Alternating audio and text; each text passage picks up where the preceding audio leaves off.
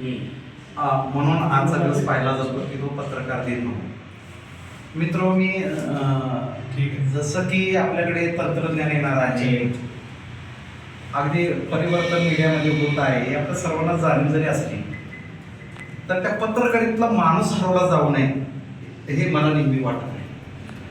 आणि दुसरी गोष्ट अशी आहे की माणूस न हरवता आपली स्वतःची ओळख, स्वतःची ज्याला आयडेंटिटी म्हणतात ती तुम्ही ठेवलात ना तर खऱ्या अर्थानं तुम्ही पत्रकाराच्या मार्केटमध्ये चाला. कारण जगामध्ये काहीही बदल होत, कोणतेही बदल होत, शेवटी ते माणसाने माणसासाठी केलेले आहे बदल.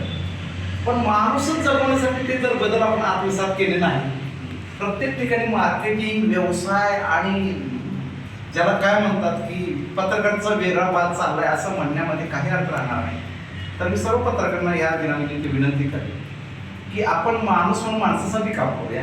आणि दुसरी कुठल्याही वृत्तपत्रात राहा, कुठल्याही इलेक्ट्रॉनिक मीडियामध्ये राहा, तुम्ही स्वतःची ओळख निर्माण करा की जेणेकरून तुमची डिमांड तुम्हाला मागणी राहील.